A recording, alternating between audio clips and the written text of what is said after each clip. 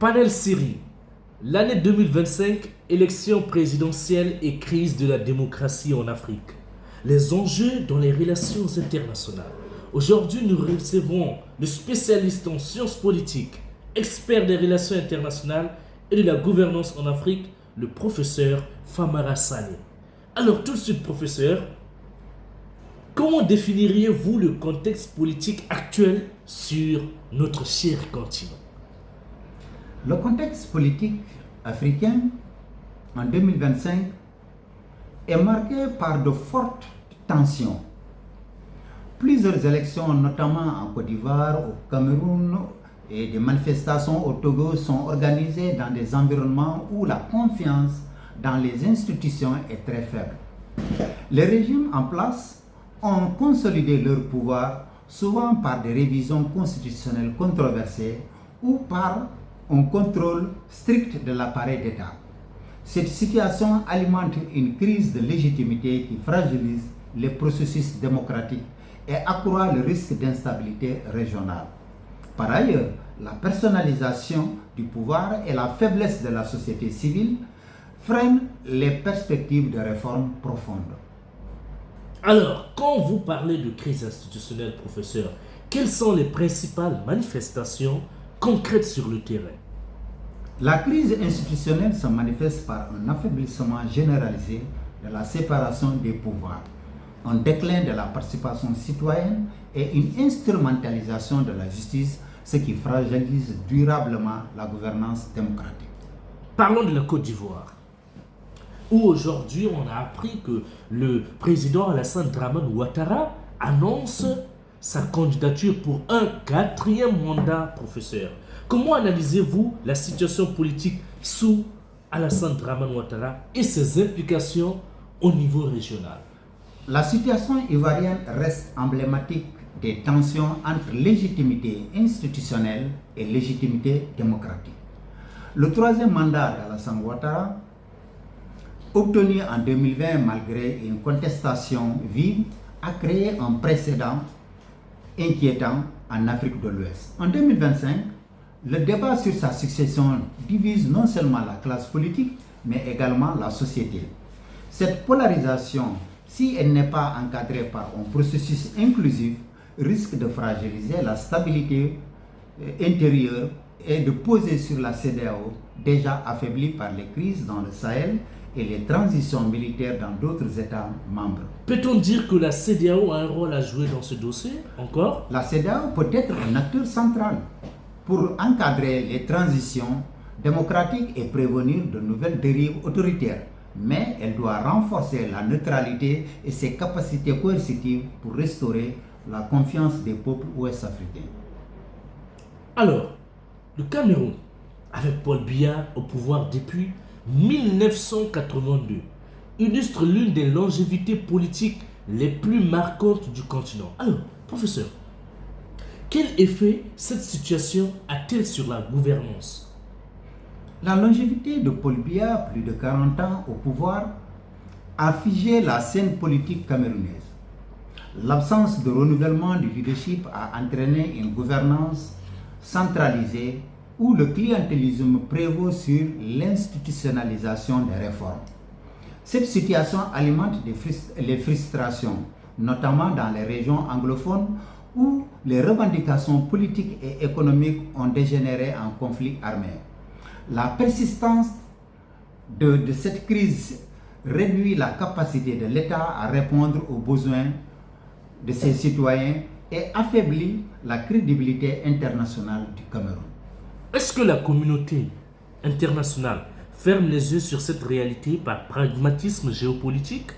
La réponse est oui. La communauté internationale adopte souvent une attitude pragmatique face au régime autoritaire en Afrique, privilégiant la stabilité et ses intérêts stratégiques au détriment de la promotion effective de la démocratie. Cette approche s'explique d'abord par la priorité accordée à la sécurité. Dans les pays comme le Cameroun, dirigé depuis plus de 40 ans par Paul Biya, les partenaires occidentaux tolèrent l'absence de réformes politiques en raison du rôle central de cet État dans la lutte contre Boko Haram et dans la stabilité régionale. Ce pragmatisme sécuritaire découle de la crainte qu'une transition démocratique incertaine ne provoque des crises comparables à celles observées en Libye après 2011. À cela s'ajoutent des considérations économiques déterminantes. De nombreux régimes autoritaires contrôlent des ressources stratégiques, ce qui conduit les puissances étrangères à éviter une confrontation directe. La Guinée équatoriale, par exemple, malgré des critiques sur son déficit démocratique, demeure un partenaire économique incontestable, incontournable du moins dans le secteur pétrolier. Ce calcul de stabilité des affaires conforte la préférence pour des gouvernements prévisibles, même au prix d'un recul démocratique. Par ailleurs, la montée en puissance de la Chine et de la Russie renforce cette logique pragmatique. Pékin, avec sa diplomatie de non-ingérence et ses investissements massifs, et Moscou, par ses partenariats militaires, offrent au régime africain des alternatives qui réduisent l'influence normative des puissances occidentales. Ces dernières hésitent alors à exercer une pression trop forte de peur de voir les États africains se tourner davantage vers ces nouveaux partenaires. Enfin, on peut dire que les limites structurelles des organisations internationales comme l'ONU ou l'Union européenne aggravent cette situation. Leur action se heurte à la nécessité du consensus entre les États membres et une diplomatie du compromis, préférant accompagner plutôt que sanctionner les régimes autoritaires. Ce choix stratégique a toutefois un coût. Il contribue à légitimer ces régimes, affaiblit la société civile, nourrit l'idée d'un deux poids, deux mesures, dénoncée par de nombreux Africains. Alors, pour la somme, qu'est-ce que nous pouvons dire? Qu'est-ce que nous pouvons comprendre? En somme, le pragmatisme géopolitique de la communauté internationale en Afrique privilégie la stabilité immédiate aux dépens de la transformation démocratique. Or, en tolérant ces régimes, elle risque de renforcer à long terme les causes même de l'instabilité qu'elle prétend éviter. Professeur, le Togo, quant à lui, reste marqué par une gouvernance dynastique. Peut-on encore parler de transition démocratique possible dans ce pays? Au Togo, le régime Gnassingbé s'est enraciné depuis plus d'un demi-siècle, ce qui illustre la difficulté de concrétiser une véritable alternance démocratique. La répression des mouvements de contestation, l'absence d'un cadre électoral crédible et la division de l'opposition contribuent à maintenir le statu quo. Alors, est-ce que l'alignement du Togo avec de nouveaux partenaires comme la Chine peut changer la donne?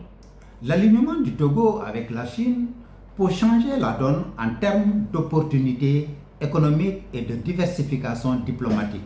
Mais il risque aussi de consolider un régime autoritaire à moins d'un équilibrage par des pressions régionales et une mobilisation interne pour la démocratie. Pour la démocratie. Ces crises démocratiques influencent-elles les relations internationales de l'Afrique? Absolument.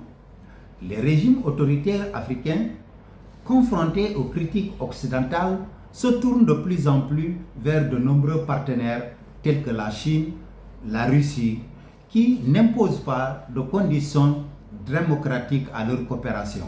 Cette tendance contribue à affaiblir l'influence des puissances occidentales, à redéfinir les équilibres géopolitiques.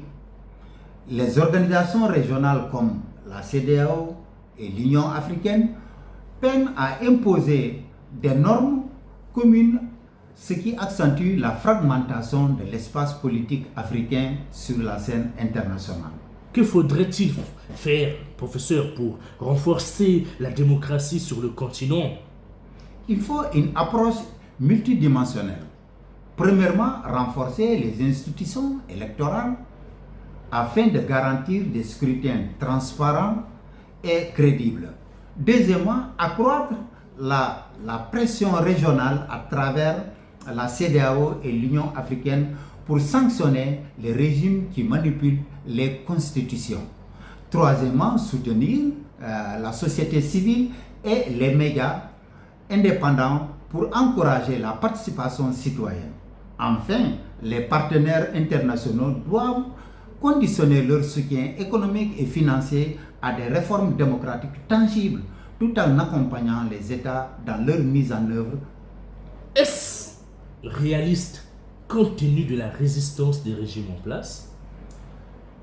C'est une alerte, mais aussi une opportunité pour repenser les alliances, renforcer les institutions, replacer les peuples au cœur du processus démocratique africain.